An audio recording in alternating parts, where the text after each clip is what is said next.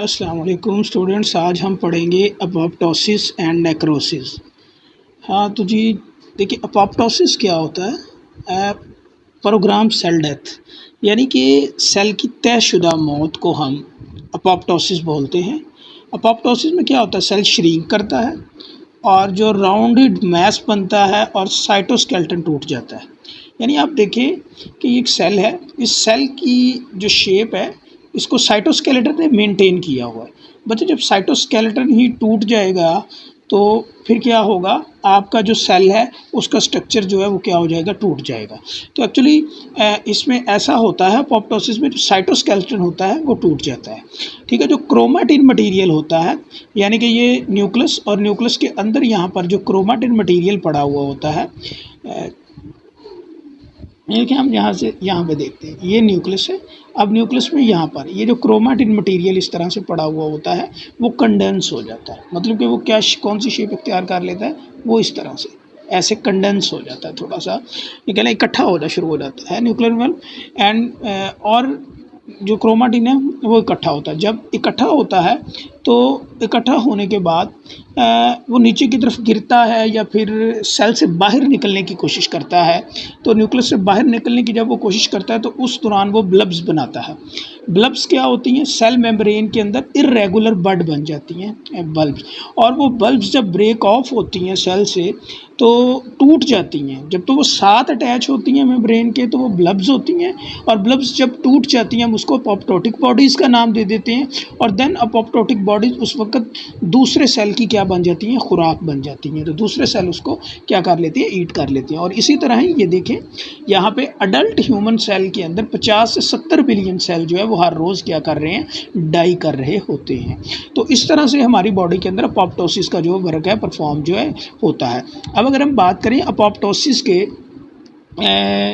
में जो इसके फ़ायदे क्या हैं अपोप्टोसिस में, तो देखिए apoptosis can occur cell damage undergo stress condition. Apoptosis stress condition में होती है, ठीक है, व्हेन जब सेल ने डैमेज होना हो। लेकिन ये एक तय होता है कि सेल ने कब डैमेज होना है, programmed cell death. Apoptosis remove कर देते हैं डैमेज सेल को, prevent getting further nutrients and prevent spread of infections. अच्छा, अपोप्टोसिस की एडवांटेज है डेवलपमेंट होती है। डेवलपमेंट मीन जब माँ के पेट के अंदर बच्चा होता है ज़ाइगोट के बाद उसके अंदर जो डेवलपमेंट्स आती है, उसके अंदर जो तब्दीलियाँ यानी ऑर्गेनोजेनेसिस होती है या ऑर्गन बनते हैं, उसे हम डेवलपमेंट बोलते हैं। अब एक और बात है, यहाँ पर जो बच्चा छोटा होता है उसकी फिंगर्स जो होती हैं वो आपस में अटैच होती हैं, और डिजिट्स भी जो है इसकी अपोप्टोसिस की वजह से बनते हैं, और उंगलियां अलहदा भी अपोप्टोसिस की वजह से होती हैं। यानी कि आप इस तरह कह सकते हैं कि जो फिंगर होती हैं ये बिल्कुल इस तरह साथ अटैच होती हैं, इस तरह से अटैच होती हैं, तो इनके दरमियान खला नहीं होती। अगर हम बात करें तो वो खला किसकी वजह से आती है? वो अपोप्टोसिस की वजह से आती है। तो ठीक इसके अंदर अब मज़ीद जो है हम नेक्रोसिस को देख लेते हैं कि नेक्रोसिस क्या चीज़। नेक्रोसिस बच्चे एक्सीडेंटल सेल डेथ होता है टिश्यू का, वो प्रोग्राम्ड होता है, ये अचानक होता है। ये कैसे हो सकता है? किसी इंजरी से हो सकता है, किसी इन्फेक्शन की वजह से हो सकता है, ठीक है, कुछ चोट लगने से हो सकता है, या फिर हाइपॉक्सिक यानी कि आपके टिश्यू को या सेल को ऑक्सीजन प्रॉपरली नहीं मिल रही है तो उस वक्त भी नेक्रोसिस हो जाती है। अब इसमें होता क्या है नेक्रोसिस में? जो लाइसोसोम है वो एंजाइम सेक्रीट करते हैं जिन्हें हम लाइसोसोमल एंजाइम कहते हैं।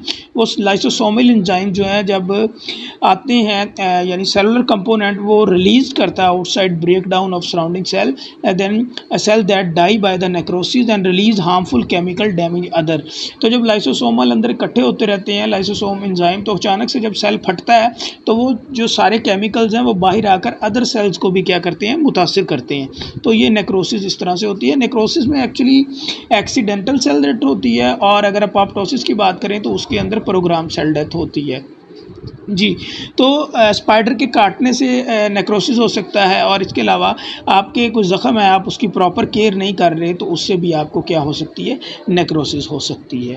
तो ये था हमारा जो अपोप्टोसिस और नेक्रोसिस। अगर मैं शॉर्ट वर्ड्स के अंदर इसको दोबारा एक्सप्लेन करूँ अपोप्टोसिस और नेक्रोसिस को, तो बच्चों अपोप्टोसिस प्रोग्राम सेल डेथ है जिसमें सेल जो है ना साइटोप्लाज्म क्रैक होता है, टूट जाता है, सेल श्रिंक करता है और जो सेल मेम्ब्रेन है वो जो है वो क्या बनाना शुरू कर देती हैं, इस तरह से बर्ड बनाना शुरू कर देती हैं। और जब बर्ड सेल के साथ रहती हैं तो इनको ब्लब्स बोलते हैं, और जब ये सेल मेम्ब्रेन से इस तरह सेपरेट हो जाती हैं तो उसको हम बोल देते हैं अपोप्टोटिक बॉडीज़, और फिर उसको अदर सेल जो है वो फाइगोसाइटोस कर लेते हैं।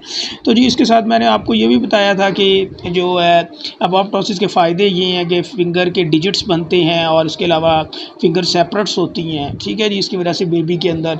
और एक्सीडेंटल सेल डेथ को हम नेक्रोसिस बोलते हैं, जो कि किसी इंजरी की वजह से हो सकती है, आपको इन्फेक्शन की वजह से हो सकती है, ऑक्सीजन की कमी की वजह से हो सकती है। इसमें लाइसोसोम एंजाइम सेक्रेट करते रहते हैं सेल के अंदर, और जब वो फटते हैं तो वो बाहर निकलते हैं तो दूसरे सेल्स को भी क्या कर देते हैं, डैमेज कर देते हैं। तो this is all about apoptosis and necrosis. इंशाल्लाह मिलते हैं नेक्स्ट लेक्चर में। दुआओं में याद रखिएगा। अल्लाह हाफिज़।